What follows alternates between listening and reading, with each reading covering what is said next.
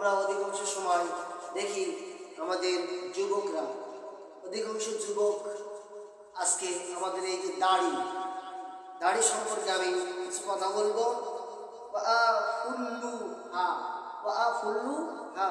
ইন্নাল্লাহা জামিউন ইউহিব্বুল জামাল। আল্লাহ রাব্বুল আলামিন বলছেন যে সৌন্দর্য দাড়ির ভিতরে।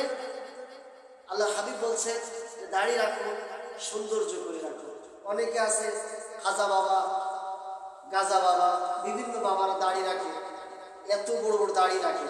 এই বন্ধু বলবো, ওই দাড়ির ভিতরে কি রসুলের সুন্নাত আছে? রসুলের সুন্নাত রাখতে হবে।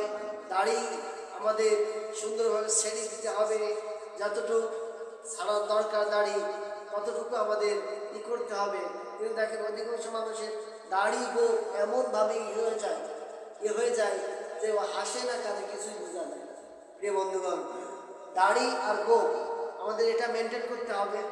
অধিকাংশ সময় আমাদের দাড়ি এমন এক পর্যায়ে চলে যায় যে আমরা খেয়াল করতে পারি না। ওটা রসুলের সুন্নাত থাকে না, ওটা ইসলামের কোনো শরিয়া আইন অনুযায়ী থাকে না। যদি আপনি বাথরুমে যান, ওই দাড়ি এত বড় হওয়ার কারণে যদি বাথরুমের টয়লেটের সাথে আপনার দাড়ি লেগে যায়, তাহলে এটা একটা খারাপ দৃষ্টিগত না? আল্লাহ রসুলের সাহাবীরা এবং রসুল বলছেন, রসুলের হাদিস, যে দাড়িকে ছেড়ে দাও। এত বেশি ছাড়ার দরকার নাই, এত বেশি ছাড়ার প্রয়োজন নাই। আল্লাহ সাহাবীরা রসুলের মতামত নিয়ে, রসুলের উপস্থিত রেখে ওরা বলছেন যে এক মুষ্টির পরে কাটতে পারো, ছাড়তে পারো, এক মুষ্টির পরে, কিন্তু এক মুষ্টির আগে না, এক মুষ্টির পরে দাড়িকে সৌন্দর্য করে রাখবা। কিন্তু এখনকার যুবকরা কি করে? দাড়ি রাখে নেইমারের স্টাইলে, দাড়ি রাখে মেসির স্টাইলে, কাকার স্টাইলে, রোনালদোর স্টাইলে, বিভিন্ন রকম স্টাইল ফলো করে। বিভিন্ন নায়ক গায়কের স্টাইল ফলো করে, শাকিব খানের স্টাইল ফলো করে, বিভিন্ন রকম মানুষের স্টাইল ফলো করে। আসলে আল্লাহ রসুলের সুন্নাত আমরা যদি বিভিন্ন রকম মানুষকে ফলো করি, তাহলে কিন্তু আল্লাহ রসুলের এই সুন্নাত আমরা অবমাননা করছি এবং আল্লাহ রসুলের এই সুন্নাতগুলো আমরা ভুলে যাচ্ছি। আল্লাহ রসুলের এই সুন্নাতগুলো আমাদের বাস্তব জীবনে মানতে হবে। দাড়িকে সৌন্দর্য করে রাখতে হবে, দাড়ির একটা সৌন্দর্য আছে। এই জন্য আমাদের বুঝতে হবে দাড়ি আমরা যেন সৌন্দর্যভাবে রাখতে পারি। কিন্তু দেখেন আল্লাহর পয়গম্বর হযরতে ইব্রাহিম খলিলুল্লাহ, আল্লাহর বন্ধু ইব্রাহিম খলিলুল্লাহ, আল্লাহর বন্ধু, আমাদের জাতির পিতা হযরতে ইব্রাহিম আলাইহিস সালাতু ওয়াস সালাম। পৃথিবীতে আল্লাহ রাব্বুল আলামিন দাড়ি দিয়েছে তার নিয়ামত।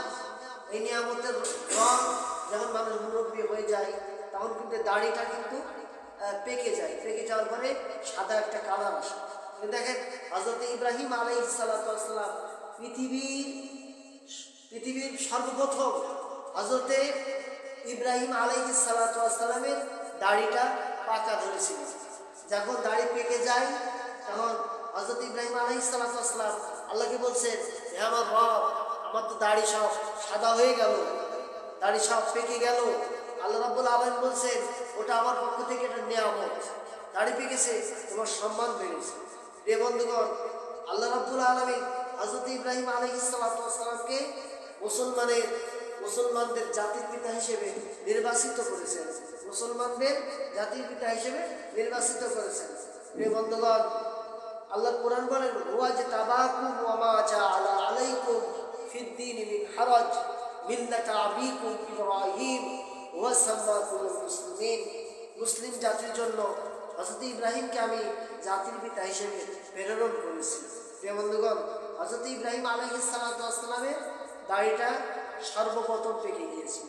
তাহলে দেখেন হযরত ইব্রাহিম আলাইহিস সালাতু ওয়াস সালামের সুন্নাত, এই দাড়িটা আমরা রাখবো এবং দাড়ি প্রতি আমরা কদর করব, কোনো মানুষের ফলো করব না। আল্লাহ রাব্বুল আলামিন যেন মুহাম্মদ রাসূলুল্লাহ সাল্লাল্লাহু আলাইহি ওয়াসাল্লামের ফলো করার তৌফিক দান করুন। সকলে বলে আমিন।